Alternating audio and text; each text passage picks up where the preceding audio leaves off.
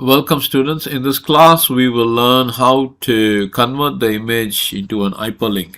In other words, if I were to click on this image, I should be directed to an external website or an external online learning. So how do we do that? Now, in the last class, we have reached this far, meaning how to place an image on a page. Now, in this class, we will convert a link, this particular image into a link. So for that, what we need to do, we need to have that a link. So I'm going to place a enter there. So I'm going to have a href. So this is going to be the external link, https:// I want to take this link to spacexmath.com.